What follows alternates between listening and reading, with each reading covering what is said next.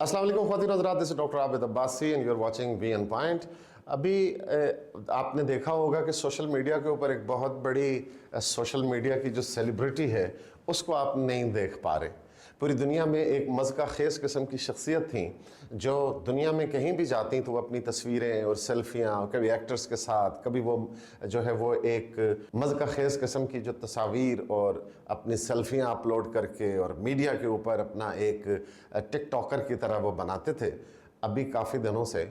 उनको आराम है और वो सेल्फियाँ और तस्वीर नहीं लगाए। जी, मैं बात करूँ इंडिया के प्राइम मिनिस्टर नरेंद्र मोदी की।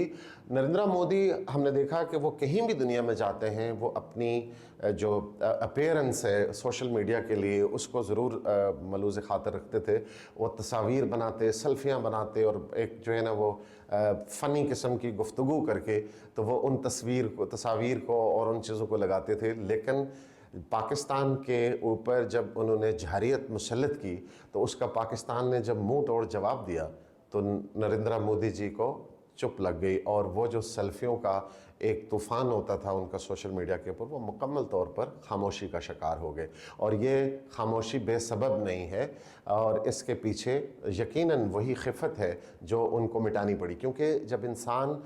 बहुत बुलंद व बांग दावे करता है, एक क़ुव्वत ज़मीन पे होती है, एक क़ुव्वत ऊपर होती है जो अल्लाह की शक्ल में, भगवान की शक्ल में, खुदा की शक्ल में होती है। गुरूर सिर्फ़ खुदा को जो है वो ज़ेब देता है। नरेंद्र मोदी ने जिस गुरूर और जिस जो है तनतने के साथ पाकिस्तान के ख़िलाफ़ बुलंद व बांग दावे किए, धमकियाँ दी और जो है वो अपने आप को बहुत एक मगरूर हुक्मरान और एक हेजिमोनिक जो है वो मुनार्क के तौर पर पेश किया दुनिया का, नतीजा ये हुआ कि जब उस जंग के बाद उनको हिंदुस्तान के अंदर से खिफत उठानी पड़ी। दुनिया के सामने तो उनको खिफत उठानी पड़ी, लेकिन जब वो हिंदुस्तान के अंदर से आवाज़ें उठना शुरू हुई कि पाकिस्तान के ऊपर आपने जारियत करके नतीजा क्या हासिल किया है कि पाकिस्तान ने आपको शिकस्त फाश दी और 6 त्यारे आपके मार गिराए और एक पूरी दुनिया में तन्हाई का शिकार हुआ हिंदुस्तान। वो हिंदुस्तान जिसको बड़ा गुरूर था कि वो दुनिया की सो कॉल्ड सबसे बड़ी जमहूरियत है, दुनिया में वो एक फिगर के तौर पर एक रोल प्ले कर सकते हैं,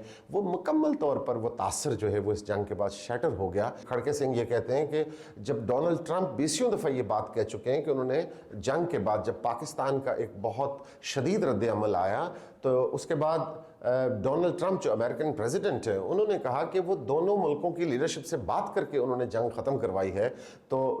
कांग्रेस के सरबराह ये कहते हैं, जो अपोजिशन की सबसे बड़ी जमात है हिंदुस्तान के अंदर, वो ये कहते हैं कि नरेंद्र मोदी ने आज तक एक लफ्ज़ क्यों नहीं कहा उन्होंने डोनाल्ड ट्रंप के इस दावे के ख़िलाफ़, क्योंकि वो डोनाल्ड ट्रंप का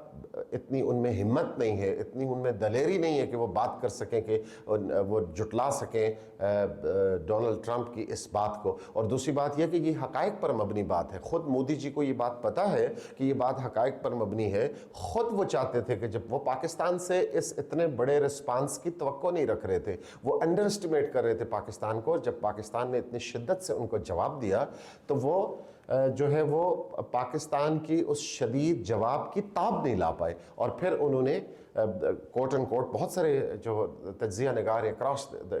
साउथ एशिया वो ये कहते हैं कि ख़ुद हिंदुस्तान ने दरख्वास्त की अमेरिका को कि वो इस जंग को बंद करवाएं और इसमें पाकिस्तान को वो कायल करें। पाकिस्तान ने चूँकि अपने मकासद अचीव कर लिए थे, चूँकि पाकिस्तान तो ख़ित्ते में किसी किस्म की एस्केलेशन का हामी नहीं है, पाकिस्तान तो पुरअमन बकाए बामी की शुरू दिन से बात करता है। ये हमारे फोर फादर्स का बुनियादी जो है वो पाकिस्तान बनने के बाद एक जो है वो पॉलिसी थी कि हम खित्ते में कोई एग्रेशन के डिज़ाइंस नहीं रखते।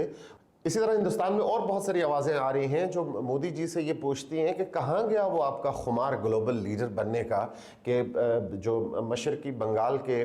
चीफ मिनिस्टर हैं भगवत मान, उन्होंने ये कहा है कि मोदी जी ये दावे करते हैं कि वो जो है वो यूक्रेन में कोई रोल प्ले कर सकते हैं, वो यूक्रेन और जो है वो जंग बंद करा सकते हैं रूस की, लेकिन वो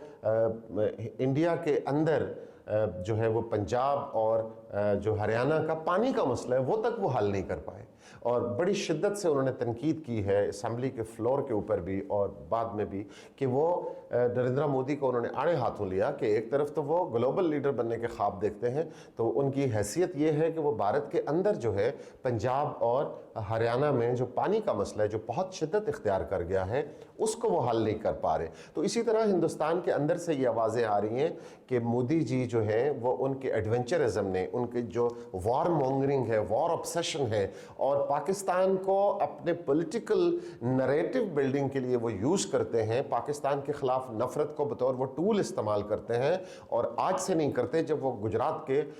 वज़ीर आला थे तो उन्होंने वहाँ पर कत्लो गारत गरी की थी, और वो जो हिंदी और हिंदुस्तान का जो एक ट्रैका है उसके ऊपर बिलीव करते हैं। वो एक्सट्रीमिस्ट सोच जिसमें है कि जो हिंदू नहीं है, हिंदी नहीं बोलता, उसका इस मुल्क में रहना वो मुश्किल कर दें। तो नतीजा ये है कि वो नफ़रत के व्यापारी के तौर पर हिंदुस्तान में अपना जो है वो लीडरशिप को बरकरार रखे हुए हैं। तो हमने देखा कि